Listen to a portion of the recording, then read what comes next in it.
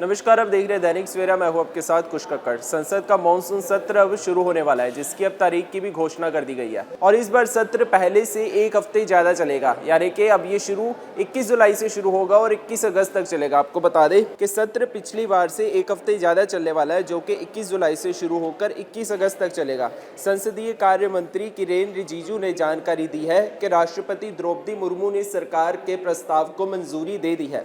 इस सत्र में स्वतंत्रता दिवस समारोह को ध्यान में रखते हुए 13 और 14 अगस्त को कई बैठकें नहीं होंगी। पहली सत्र 12 अगस्त तक प्रस्तावित था, लेकिन अब इसकी अवधि बढ़ा दी गई है। माना जा रहा है कि इस अतिरिक्त समय में सरकार कई अहम विधेयक लेकर आएगी। इनमें सबसे अहम परमाणु ऊर्जा क्षेत्र में निजी क्षेत्र की भागीदारी को लेकर है, जिसके तहत सरकार सिविल दायित्व अधिनियम 2010 और परमाणु ऊर्जा अधिनियम में संशोधन करना चाहती है।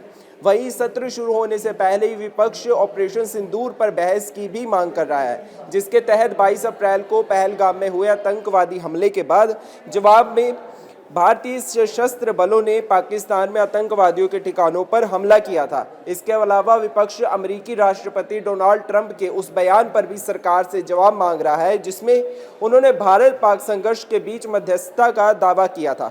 हालांकि सरकार ने ट्रंप के बयान को खारिज करते हुए स्पष्ट किया है कि भारत ने कभी मध्यस्थता की बात नहीं की और ना ही भविष्य में करेगा।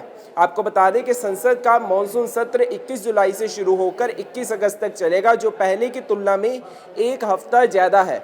सरकार परमाणु ऊर्जा क्षेत्र में निजी क्षेत्र की भागीदारी को आसान बनाने के लिए विधेयक लाएगी।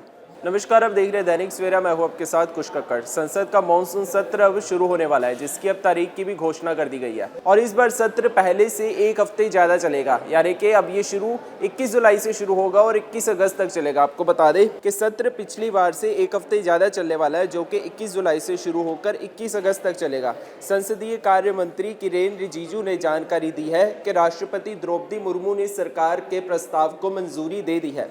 इस सत्र में स्वतंत्रता दिवस समारोह को ध्यान में रखते हुए 13 और 14 अगस्त को कई बैठकें नहीं होंगी। पहली सत्र 12 अगस्त तक प्रस्तावित था, लेकिन अब इसकी अवधि बढ़ा दी गई है। माना जा रहा है कि इस अतिरिक्त समय में सरकार कई अहम विधेयक लेकर आएगी। इनमें सबसे अहम परमाणु ऊर्जा क्षेत्र में निजी क्षेत्र की भागीदारी को लेकर है, जिसके तहत सरकार सिविल दायित्व अधिनियम 2010 और परमाणु ऊर्जा अधिनियम में संशोधन करना चाहती है। वहीं सत्र शुरू होने से पहले ही विपक्ष ऑपरेशन सिंदूर पर बहस की भी मांग कर रहा है, जिसके तहत 22 अप्रैल को पहलगाम में हुए आतंकवादी हमले के बाद जवाब में भारतीय सशस्त्र बलों ने पाकिस्तान में आतंकवादियों के ठिकानों पर हमला किया था। इसके अलावा विपक्ष अमेरिकी राष्ट्रपति डोनाल्ड ट्रंप के उस बयान पर भी सरकार से जवाब मांग रहा है, जिसमें उन्होंने भारत पाक संघर्ष के बीच मध्यस्थता का दावा किया था। हालांकि सरकार ने ट्रंप के बयान को खारिज करते हुए स्पष्ट किया है कि भारत ने कभी मध्यस्थता की बात नहीं की और ना ही भविष्य में करेगा। आपको बता दें कि संसद का मॉनसून सत्र 21 जुलाई से शुरू होकर 21 अगस्त तक चलेगा, जो पहले की तुलना में एक हफ्ता ज्यादा है।